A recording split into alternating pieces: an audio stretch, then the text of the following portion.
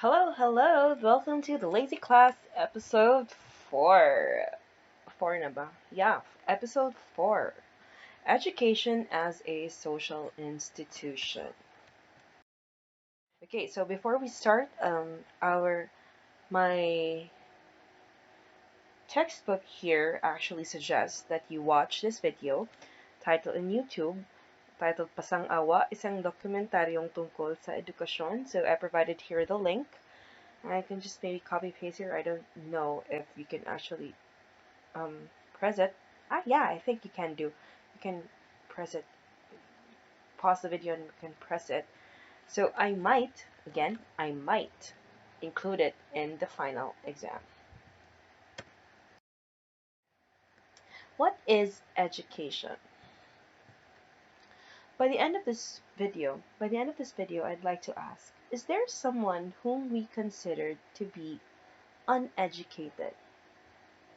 Be, let's hear your thoughts. Is there someone who we consider uneducated?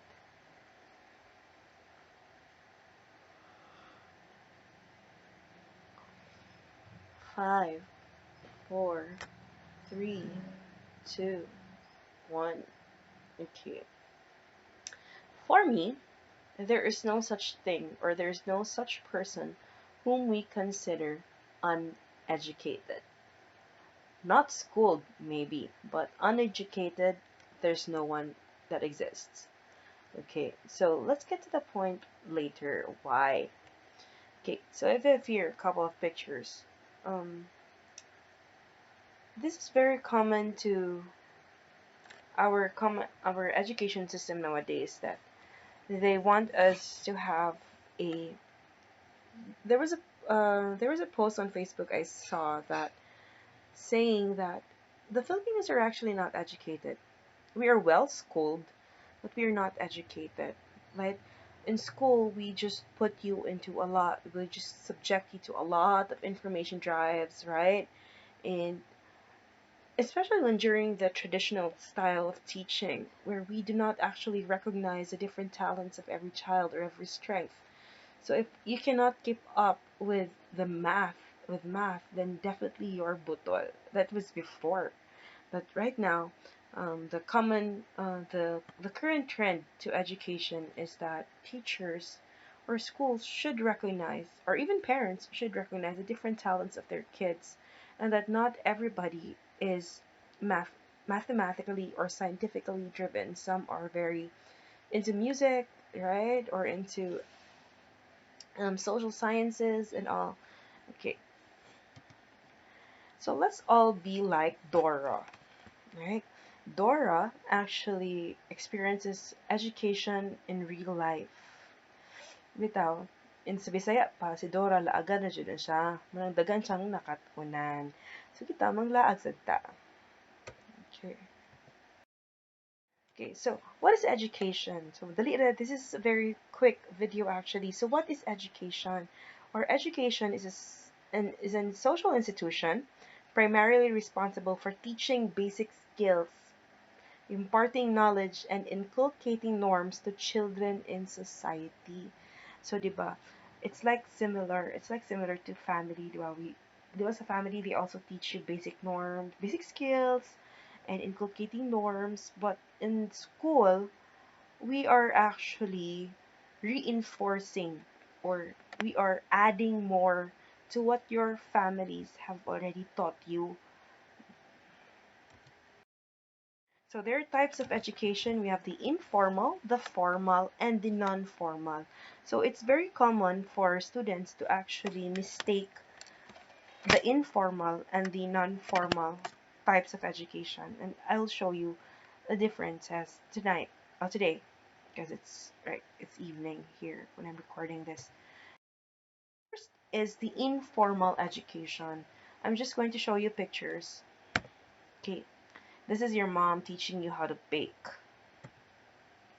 Pinterest, the logo for Pinterest. Oh my god, you really have a lot to learn in Pinterest. You can learn a lot in Pinterest. I learned how to make my lemon and Louis preserve. I forgot the English of Louis. I forgot. Okay, I learned how to make my preserves in Pinterest. Diba? The mix and matches of wardrobes, Pinterest na siya. And of course, the ever popular YouTube. Okay, so what then is informal education? Informal education is actually learning that the kind of learning that happens to you until the day you die. And you learn this anywhere you go. Yes. Even right now, I'm still learning through informal education. So that's why I would say that there is no such thing as the uneducated. Why? Because there is the informal education. Would you believe that even bajaus have to learn how to beg? It's true. They have to learn how to beg. Begging is not easy, right? Even kamo gani kung hangi mo siyang teachers papasaron mo, it's hard. No. Okay, so that is informal education. What do you learn about? What do you learn from YouTube? Makeup tutorials. I learned how to cook through YouTube. I learned how to use the chopsticks through YouTube. Um, what other? I'm not into dancing, so I didn't learn it. I got to interact I got to see most of my idols more on YouTube and learn their dances and their songs on YouTube, right? This is the formal education. Now, the formal education, this is where you guys belong. The formal education is where there is hierarchy in your education. First, your kindergarten, then if you pass satisfactorily all those skills that needed to be done or to be mastered in kindergarten, then you move on to nursery. Oh no, wait. Which comes first? Nursery or kindergarten? Sorry. Nursery and then kindergarten, and then you go to prep. If I remember my education, I think that's a hierarchy I followed. And then you go to grade 1, grade 2, until you finish your elementary, until you graduate your college. And then after college, you have your master's, and then you have your PhDs. So that is formal education. So the heart of formal, okay, again, the heart of formal education is the classroom, because everything happens in the classroom. We have the non-formal education. Now, do not be, sorry. So do not be confused with informal versus non-formal education. Okay, so if the informal education, you get to learn about things everywhere, anytime, in your space, in your time, in your timing, in your space, then the non-formal education is also a different thing. Piano lessons. Boy Scouts. Thank you, Boy Scouts. I'm sorry for taking your picture. One of them, the one in front, the tall guy in front is actually my previous student in UCSP before. Yeah, it's a multi-awarded scouter scout. Okay, so we have the Boy Scouts. This is a non-formal education. What else is there? Taekwondo is also a non-formal education. Therefore, I conclude that non-formal education is actually the avenue where you learn skills. There is still hierarchy, but it is more into skills training, right? TESDA is a non-formal education.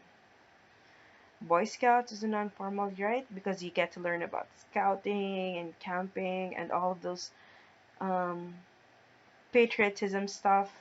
And then piano, yeah, piano is really hard. So that is non-formal education, where you get to have a certificate of completion for that special skill that you want to learn. But informal education, there's no certificate. You got to learn it anytime, anywhere.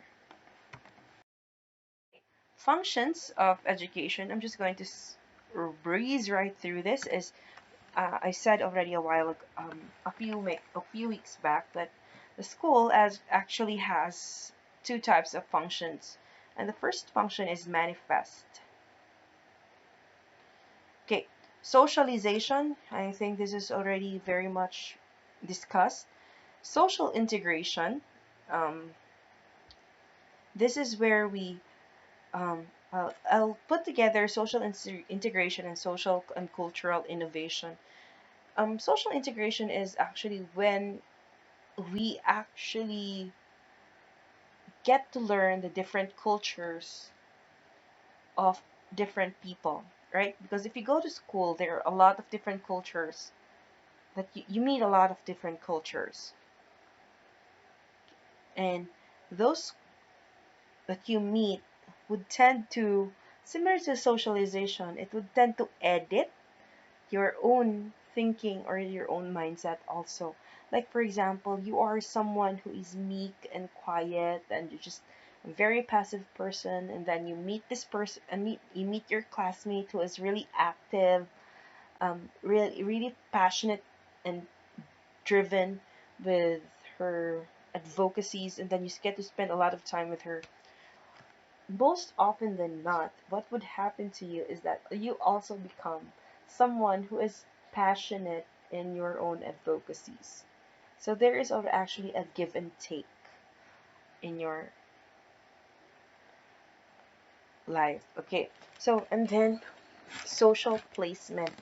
When we have social placement, this actually means that, especially in our culture in the Philippines, if you have education, then you tend to be at a higher social placement or at a higher social class.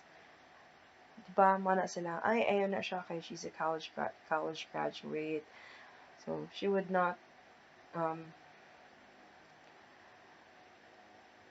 there's a story I found it out. I'll share to you how social placement works.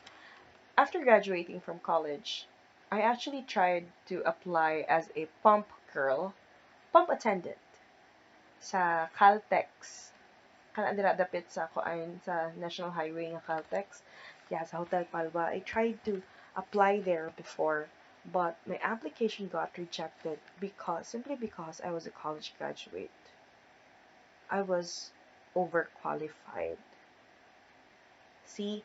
So your level of education actually determines also your future jobs. I know this sounds very stereotype or very discriminatory, but this is the stereotype that our society is actually facing right now. And those who actually succeed without a formal education are special cases. Hold that ASMR. I hope you can hear it. Of course, the latent functions. Oh, we also have social placement here. It's also considered to be a latent function. Why? When you go to school, when we say latent functions, these are the functions that are unintended. These are the non-obvious functions, but happens nonetheless. Okay, in education, when you go to school, actually, there is social placement that is happening, different from the social placement that you have in the manifest functions. But here, in the latent functions, it simply means that school actually promotes competition. Some of you can get perfect in an exam, some of you can get a zero. Some of you are really good in sciences, but some of you are really bad at it. And teachers or the school tends to put you in a rank on who is the most intelligent or the most top or the top performer in school. Yeah, so that's why I was so happy when I heard that the first section is going to be abolished in elementary and high school, junior high, because before it was really um it was really hard to have a section that is first section, and then the rest are heterogeneous. No, I'm not part of the first section. Never will I, and never will be. Okay. And then in school, have to find, you can find here your future partners, right? In high school, those my classmates who were there, how 7 high school couples in my batch actually got married in the last 4 years. Yeah. So future partners. Or not just romantically, but you can also find in school those who are your future business partners, or your partners in crime. Okay? So the school. And also schools were created. That's why I'm sorry, in the Philippines, our school hours are from 7 a.m. to 5 p.m. is because we want to keep the kids out of the streets, right? So what would they do if we let them off on the streets? They might do bad things or get influenced by people to do bad things, right?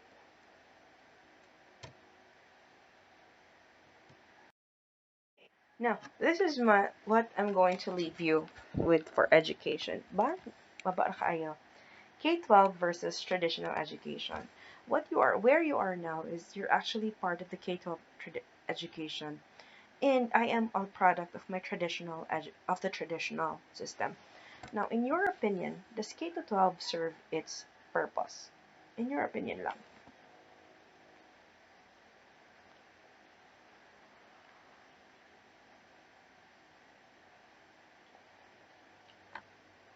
Mm-hmm. I hope you're thinking. Ako personally,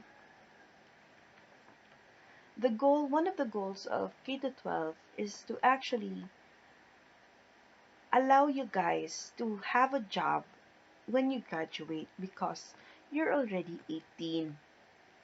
No, but the only benefit that I see here in K to 12 is that if you are taking TVL and if you are rich enough to go abroad, study abroad. Now, why am I saying that? It's only beneficial for me personally, for those who are studying taking TVL. Why? Your STEAM. When you graduate grade 12, are you allowed to inject people? No. You're not allowed to work in the hospital. Diba? ABM, are they allowed to be company accountants? No, they still have to go to college. You guys still have to go to college to get your certifications, your board exams, diba? So, TVL, actually, when they graduate from the system, they are already armed with a lot of skills and national certificates. Sometimes it can reach up to National Certificate 3.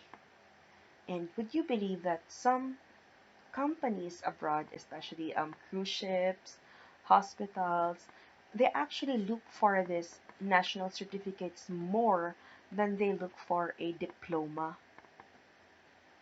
So it's very beneficial if you take in TVL. Because if you're not going to take TVL and you're just staying here in the Philippines, then you are still required to go to college. So sa pa, dugang-dugang, there isn't just an additional pay of 2 years. And when you go abroad, they say that you no longer have to go back to high school. Because for me, sa ako if I go abroad without a master's degree, I still have to go back to school for 2 more years or take a certification exam. But if you're K to 12 product, dili na daw. But there are some places like I think if I remember it right, Australia, you still have to take a few more courses. Na siya. So that is my take on K to 12.